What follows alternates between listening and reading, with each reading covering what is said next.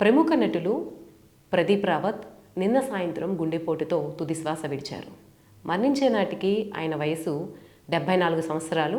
1952 ఢిల్లీలో ప్రదీప్ రావత్ పుట్టారు. ఆయన పూర్తి పేరు ప్రదీప్ సింగ్ రావత్. అయితే చాలామంది వాడుకలో అలవాటైపోయి ఆయన్ని ప్రదీప్ రావత్ అని పిలుస్తారు. ఆయన సినిమా కెరీర్ స్టార్ట్ చేయక ముందు, అంటే సినిమాల్లో క్యారెక్టర్ ఆర్టిస్ట్గా అలాగే విలన్ రోల్స్ చేయకముందు ఎక్కువ సీరియల్స్లో నటించారు. ఆయన సినిమా ప్రయాణం 1985లోనే మొదలైంది. బాలీవుడ్లో మొదలైనప్పటికీ ఊహించినంత పేరు, పెద్ద ఎక్కువ పేరైతే రాలేదు. తర్వాత ఆయన అసలైన కెరీర్ ఎక్కడ మొదలైందంటే అది టాలీవుడ్లోనే మొదలైందని చెప్పుకోవచ్చు. 2004లో వచ్చినటువంటి సై సినిమాతో ప్రదీప్ రావత్ కెరియర్ మారిపోయిందని చెప్పచ్చు. అప్పటికే రాజమౌళి స్టూడెంట్ నెంబర్ 1, సింహాద్రి లాంటి హిట్ సినిమాలతో ఉన్నారు. అప్పుడు రాజమౌళి అనేటువంటి ఒక డైరెక్టర్ హిట్ సినిమాలు తీస్తున్నారు. అందులో ఎందుకంటే స్టూడెంట్ నెంబర్ 1 అనేది జూనియర్ ఎన్టీఆర్కి మొదటి సినిమా.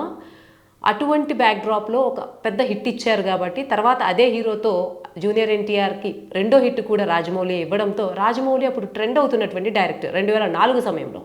ఆ 2004లో ఆయన తీసినటువంటి సై సినిమాలో భిక్షు యాదవ్ పాత్రలో ప్రదీప్ రావత్ నటించారు. ప్రదీప్ రావత్ చాలా బెస్ట్ విలన్ క్యారెక్టర్స్ చేయగలరు అని చెప్పి ఆయనకు ఒక ట్రేడ్ మార్క్ సెట్ చేసినటువంటి సినిమా అయితే సై అని చెప్పుకోవచ్చు. సై సినిమాలో ఆయన నటించినటువంటి భిక్షు యాదవ్ క్యారెక్టర్కి 3 అవార్డ్స్ వచ్చాయి. ఒకటి ఫిలింఫేర్, ఇంకొకటి సంతోషం అవార్డు, ఇంకొకటి నంది అవార్డు. దాంతో ప్రదీప్ రావత్ని తర్వాత చాలా సినిమాల్లో అదే టైప్ ఆఫ్ విలనిజంలో తీసుకోవడానికి దర్శకులు అందరూ కూడా ఆసక్తి చూపించారు. సై సినిమా అయిపోయిన తర్వాత మళ్ళీ రాజమౌళి కాంబినేషన్తో ఆయన చేసినటువంటి సినిమా ఛత్రపతి. దాంట్లో ఆయన చేసినటువంటి రాస్ బిహారీ క్యారెక్టర్ కూడా అంతే పవర్ఫుల్గా ఉండింది. మధ్యలో ఆయన చాలా సినిమాలు నటించారు.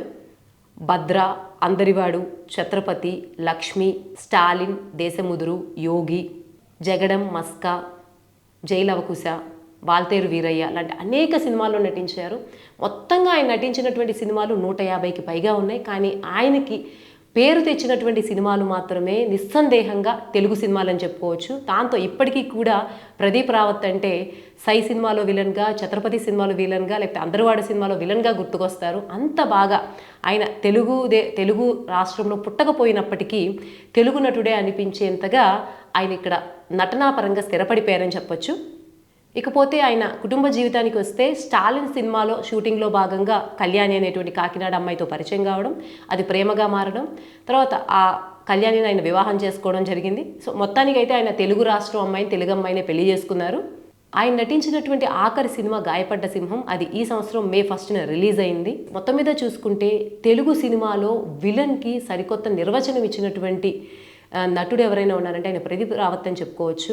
ఎందుకంటే ఆయన బాడీ లాంగ్వేజ్ కానీ ఇది కానీ ఆయన పక్కా తెలుగు రాష్ట్రానికి చెందిన వ్యక్తి కాదని తెలిసిపోతూ ఉన్నప్పటికీ ఆయన స్క్రీన్ మీద నటిస్తూ ఉంటే మాత్రం ఒక విలన్ క్రియేట్ చేసేటువంటి భయాన్ని అయితే ఆయన ఆ సినిమాలో క్రియేట్ చేయగలిగారు. అలాగే ప్రేక్షకుల్లో కూడా ఆయన మీద విలన్ మీద కలిగేటువంటి ఫీలింగ్ని పుట్టించడంలో ఆయన 100% సక్సెస్ అయ్యారు.